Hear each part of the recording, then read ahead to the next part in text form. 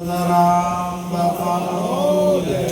सदगुरु विश्राम राम महाराज पधारेला हरि गुरु खूब खूब આજે કાણોદર મુકામે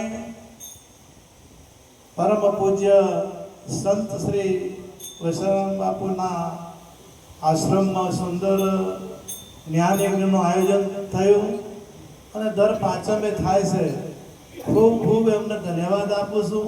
એમના ગુરુ મહારાજને પણ ખૂબ ખૂબ ધન્યવાદ આપું છું અને એમના પરિવારને પણ ખૂબ ખૂબ ધન્યવાદ આપું છું. એ જ્ઞાન યજ્ઞમાં પધારેલા મહાપુરુષો અમારે અહીંયા મહારાજ શ્રી વધારામ મહારાજ, પૂજ્ય વૈષ્ણવરામ બાપુ તો એક છે જ, બાજુમાં રણછોડરામ મહારાજ, પૂજ્ય રવજીરામ મહારાજ, કૈલાસરામ મહારાજ, અહીંયા કુબેરામ મહારાજ તથા કડવારામ મહારાજ તથા અમથારામ મહારાજ તથા વિષ્ણુ ભારતીજી મહારાજ તથા તારાબા મહારાજ તથા તમામ ભક્ત મંડળો પધારેલા તમામ પ્રેમી ભક્તો. વિશેષ તો આજે પોચમનો શુભ યોગ મળ્યો. આપણો ઋષિ પંચમી કહેવાય. આ તમામને પોચમનો યોગ મળેલો જ છે. આ પોચમનું જ છે. આ સહી પોચમનું છે અને આ પોચમનો યોગ બધાને મળ્યો છે. હવે પોચમના યોગે તમારે શું કરવું એ તમારી મરજી. તમારે આ યોગને ઋષિ પંચમી બનાવવો છે કે બીજી કોઈ પંચમી બનાવવો છે એ તમારા હાથની વાત છે. તમારા ગીતામાં ભગવાને કીધું કે તું તારો મિત્ર, તું તારો વેરી. અહીંયા મહાપુરુષો કે છે, સદગુરુ શરણે જવાની વાત કરે છે, પરંતુ જવું ન જવું કે ના હાથની વાત. એટલે કીધું કે તું તારો મિત્ર ને તું તારો વેરી. તમારે જો તમારે જવું હોય તો ગમે એમ કે, અને ના જવું હોય તો ના જાય. ગમે તેમ નથી લેવું ને, જેને નથી લેવું એ નથી જ લેતા. ગમે એટલે હું ના કરો ને તો એ ના લે એટલે ના લે. દુર્યોધનને સમજાઈ થાક્યા. કૃષ્ણ પરમાત્માએ સમજાયો, બધા ઋષિઓએ સમજાયો, પણ ના માન્યું છે, ના માન્યું. શિશુપાળે ન માન્યું, રાવણે ન માન્યું. એટલે જે નથી માનતા એક મને લગતું યાદ આવ્યું છે. એટલે એક ગામના વડીલ અને ઘેરે આપણે બહુ બીજો છોકરા નાનો, એટલે આખો દાડો કઈ અધોળો બધો છોકરો રમાડો એટલે કંટાળો. એટલે ટાઈમ તો પાસ કરવા બાપુ, ટાઈમ પાસ કરવા પાછું પાલનપુર જતા રહ્યા. એટલે પાલનપુરમાં જઈને હવે ટાઈમ તો કાઢવો કઈ રીતના, એટલે ગમે એની દુકાનમાં બેસી જાય સુરભભાઈ, અને દુકાનમાં બેસીને ભાવ કરે કે કાપડનો શું ભાવ. એટલે પેલો કે 100 રૂપિયા મીટર, ત્યાં 100 રૂપિયા હોતું છે, 20 રૂપિયા આલો. એટલે 20 રૂપિયા ના આવે કાકા, સમજીને 80 રૂપિયા આલો. 20 રૂપિયા ઉપર એક પૈસો હોય ને. હવે પેલો આલે મને લેવું જ નહીં. ગમે તેમ કરો, બીજા દાડે બીજી દુકાને જોય, બીજા દાડે ત્રીજી દુકાને જોય. હવે પાલનપુર તો ઘણું મોટું, એટલે દુકાનોનો પાર ના આવે એટલે મને આમ કરીને તેમ કાઢે. હવે બસ સ્ટેશનની બાજુમાં રેડિયાની દુકાન, અને રેડિયાની દુકાન વાળો રોજ જોવે. એટલે કે કાકો આ જ્યાં આવે છે ને એક આ રીત કરે છે, એટલે આપણે એની રીત કરવી. કાકા હાજે એક દાડો હમે થાય કે આવો દેહો કે તમે રોજ બજારમાં આવો છો, રાજકારણી જેવા લાગો છો, અને તમારા સમાચાર બીજા ઓગળવા દોડતા હશે. રેડિયો એક કાઢો લઈ જાઓ કે રોજ એટલે લેવો જ છે મારે, પણ આ ટેમ જ મળ્યો ના કોઈ. રોજ બજારમાં ટાઈમ પૂરો થઈ જાય છે એટલે ટેમ મળતો નથી. આજ તો લઈને જ છું. ચા મંગાવી, ચા પાઈ અને રેડિયો બતાડ્યો. ટનાટન સારો રેડિયો બતાડ્યો. કીધું કે શું કેટલા પૈસા વના? કે 500 રૂપિયા. કે બહે આલો કે આલ્યો સવારના બરમાં મૂડી એને હતો જ એટલાનો. હા, એટલે પેલો કે આજ હલવાડા એટલે મને શું કીધું કે વાગે જ છે ને, કે આ બધા સ્ટેશનો વાગે, કે બધા સ્ટેશનો વાગે. પાવર પૂરી ચાલુ કર્યો, મને સિલોન વગાડ્યું, અમદાવાદ વગાડ્યું, મુંબઈ વગાડ્યું, દિલ્હી વગાડ્યું, પણ કેમ બીજું વગાડ્યું. એટલે જેટલો વાગતો એટલો બધા વગાડ્યા. કે હું વભળું આવ્યું નથી. કે તમે કયું વભળો છો? કે રેલવે સ્ટેશન વગાડે. રેલવે સ્ટેશન વાગે પછી કે એ કાકા કે મને આવે તો કોઈ હોતો નથી. બસ સ્ટેશન તો વાગે કે કાકા શું આવું બોલો છો? એટલે બસ સ્ટેશન ના વાગે, પોલીસ સ્ટેશન વાગે કે ના વાગે? કે એ ના વાગે. એટલે ભલા મોણો તાર હું તો અભળું જ છું, નહીં લેવો ના લીધો. ગમે એટલા હોય ને જેને નથી લેવું ને એ નથી લેવું. એટલે આ સંત મહાપુરુષો યુગોથી આપણને સમજાવે છે. પણ જે જિજ્ઞાસુ જે છે, જે લેવાવાળા લઈ લેશે, અને જેને નથી લેવો એ નથી લેતા. ઋષિ મુનિઓને, ઋષિઓ જે હતા એમને પ્રગટ પરમાત્માની વાત કરી. પ્રગટને પૂજો છે, પ્રગટને પૂજો છે. પછી આ તો થોડે મોય બીજું ઊભું થયું છે. લાઈનો અવળી પકડાય છે. પછી પંડિતવાદ આવ્યો એટલે વાદ જ ઊભા કર્યા. પછી સંતો આવ્યા ને એટલે સંતોએ થોડી પ્રગટની વાત કરી અને હૃદયથી પરમાત્માનું ભજન કરી અને પરમાત્મા સુધી લઈ જવાની કોશિશ કરી રહ્યા છે. અને જે એના અધિકારી છે એ પરમાત્મા સુધી પહોંચી જાય છે. હમણે મહારાજશ્રી વાત કરી હતી, રવજીરાવ મહારાજ, પરમાત્મા એક છે, વાત સાવ સાચી છે. બધામાં આપણને થોડું ભાવ એટલું, બીજું કોઈ ના સમજાય ને તો તમામ જે મુસલમાન હોય, ખ્રિસ્તી હોય કે હિન્દુ હોય કે પારસી હોય, કોઈ પણ હોય, તમારો જે પ્રાણ છે, પ્રાણ એ બધાનો એક કે જુદો? આટલું તો સમજાય કે ના સમજાય? પ્રાણ બીજી કંપનીનો આવે છે. પ્રાણ જે છે, જે ઓક્સિજન છે, એ બધામાં એક જ, અને આખા વિશ્વમાં એક ઓક્સિજન થી બધા જીવે છે. એક જ પ્રાણ છે, અને પ્રાણ પતી ગયો એટલે વાત પૂરી. જેટલી ગળા પ્રાણ છે ને એટલી ગળા બધા વાહ વાહ કરે. નકર આત્મા તો બધા ભૂતોમાં છે જ. સર્વભૂત સ્થાનમ સર્વભૂતાની જ આત્માની. બધા ભૂતોમાં હોવા છતાં આ વાત સમજાતી નથી. કારણ કે આપણે એના પ્રત્યે લેહ લાગી નથી, એના પ્રત્યે આપણને જિજ્ઞાસા જાગી નથી. અને જેને જિજ્ઞાસા જાગી છે અને એક છે, અને કબીરે તો એનાથી આગળ કીધું કે એક કહું તો હે નહીં અને દો કહું તો ગાલી. પરંતુ આપણે એક બે ના સમજાય, એક તો વાત નક્કી સમજાય કે ના સમજાય. આપણા સ્વામી વિવેકાનંદજીએ પ્રવચનમાં એ બોલ્યા કે આ માઇક, ટેબલ, ગ્લાસ અને વિવેકાનંદ આ ચાર છે. જો વિવેકાનંદ છે તો માઇક નથી, ટેબલ નથી અને ગ્લાસ નથી. જો માઇક છે તો વિવેકાનંદ નથી, ગ્લાસ નથી અને ટેબલ નથી. જો ટેબલ છે તો ગ્લાસ નથી, વિવેકાનંદ નથી અને માઇક નથી.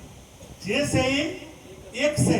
પરંતુ આ સમજણ ક્યારે આવે? ગીતામાં ભગવાને કીધું કે મારી દિવ્ય દ્રષ્ટિ વિના હું દેખાઉં એવો નથી.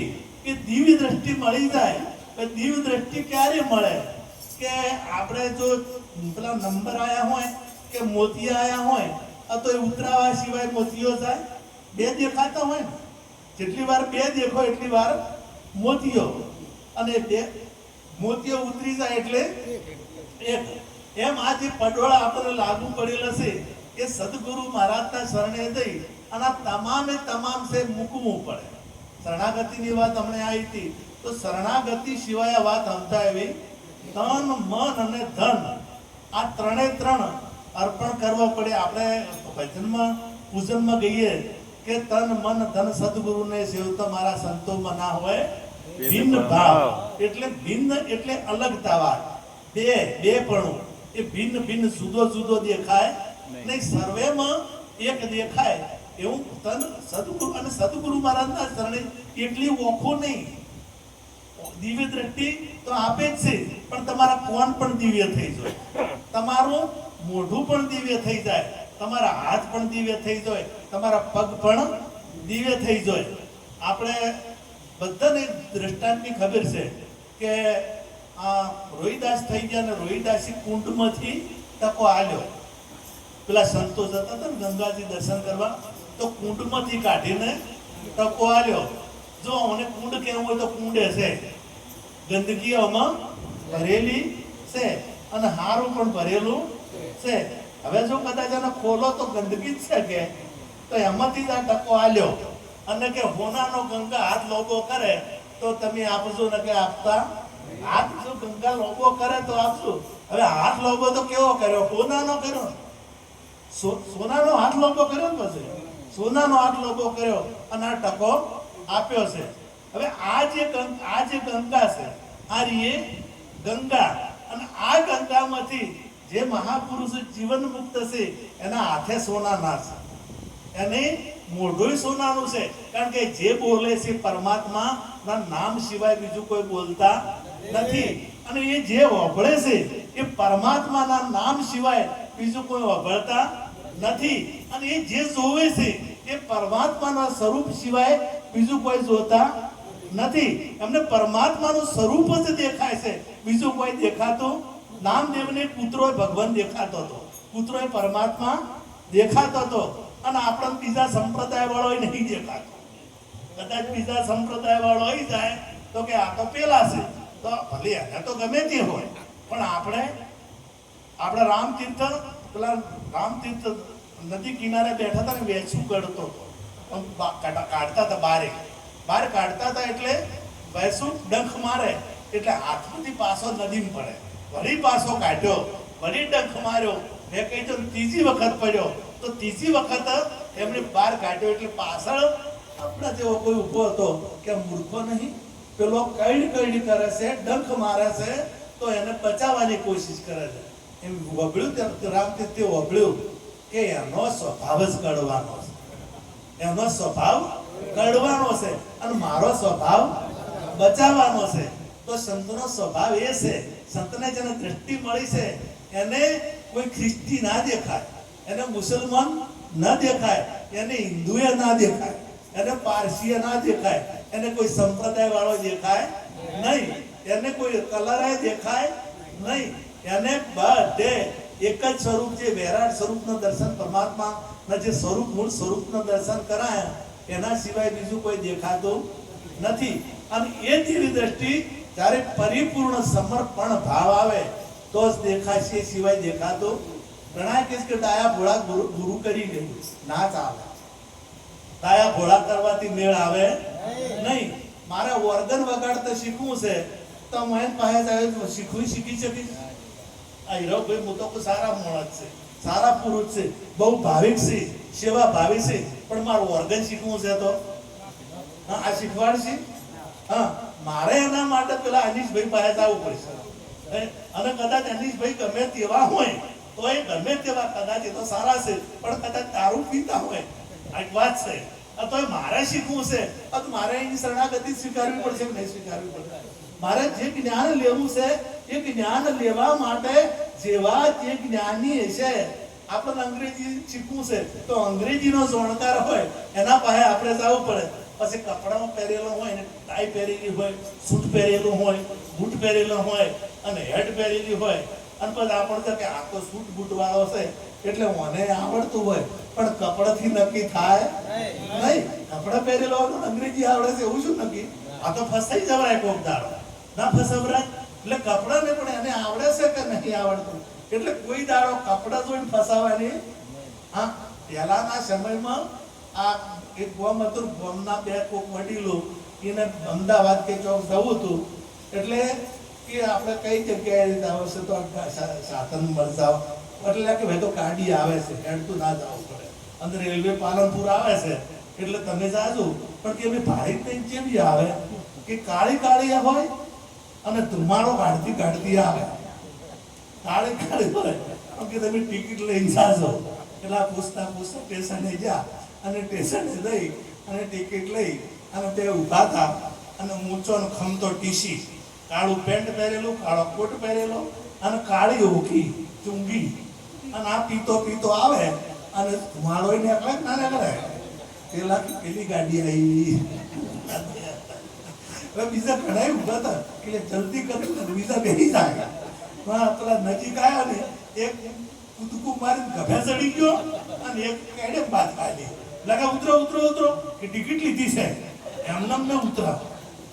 પેલા ટિકિટ ટીસી હતો ખમતો, એટલે બે ને બાર વજન ખમી ચક્યો. પેલો ઘણો કે ઉતરો પણ પેલા છોડે જ ટિકિટ લીધી છે એમનામ ને ચડ્યા.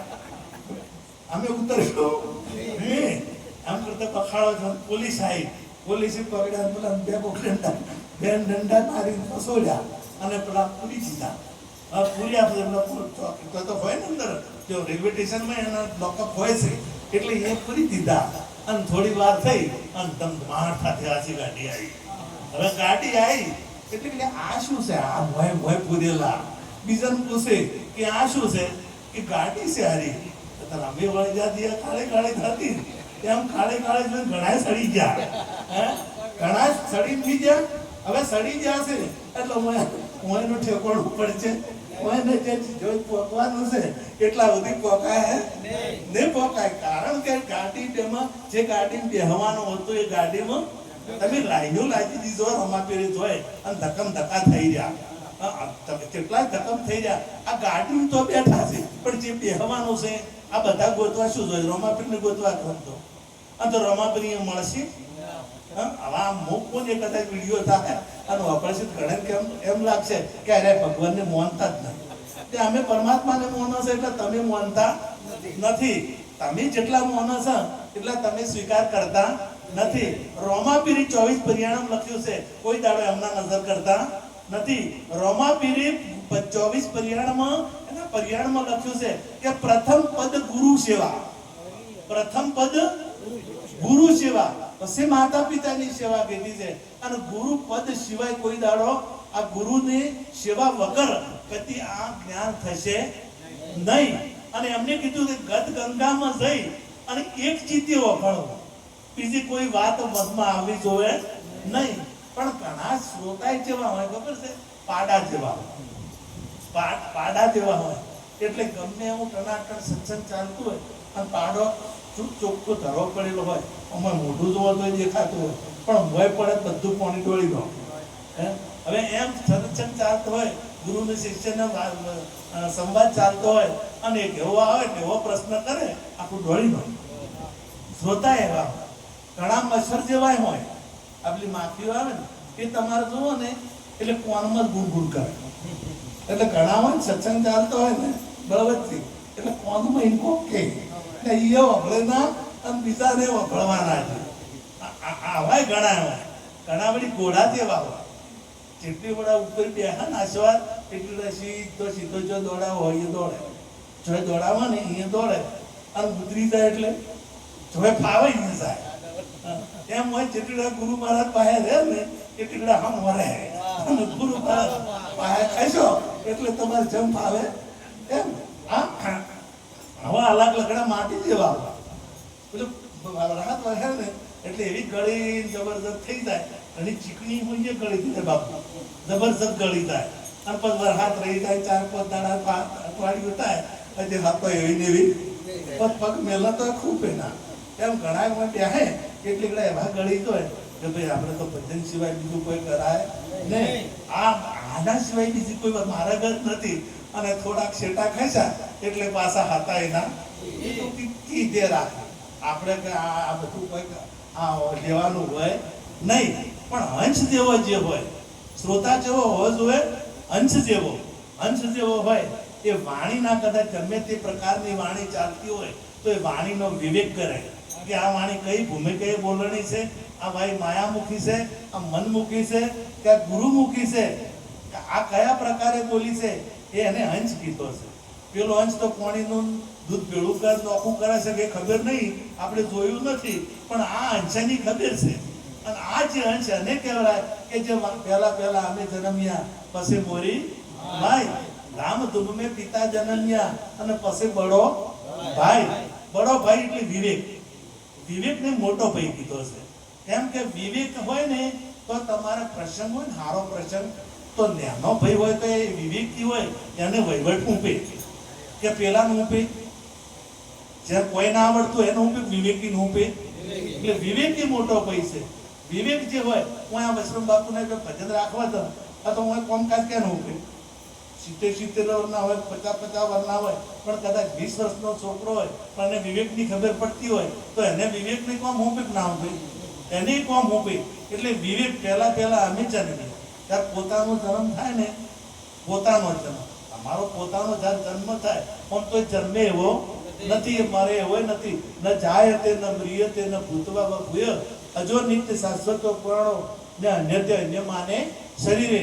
એ આવતો જાતો નથી પણ જેટલી કડા જેને ખબર નથી એને પ્રગટ થયો નથી એટલે એને સમજણમાં આવ્યો નથી. એને જન્મ્યો કીધો સમજણમાં આવ્યો એટલે આમ જન્મ્યો નહીં, પણ જેને પ્રથમ પોતાની ઓળખાણ થાય અને પોતાની ઓળખાણ થાય સમજણ આવે એટલે પહેલા અમે જન્મ્યા અને પછી મોરી માય.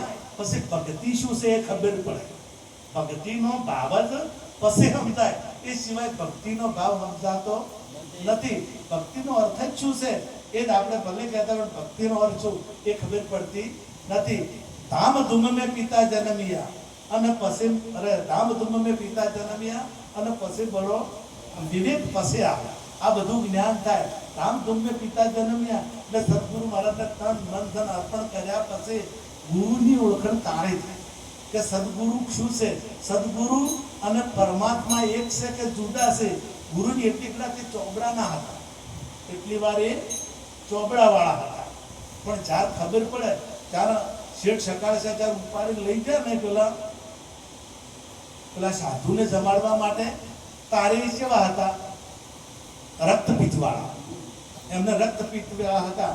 અને એ એમને કીધું કે તમે 2 જણા આવો, હું એક ખેડી કોઈ એવો નથી, એટલે તમે 2 જણા આવો.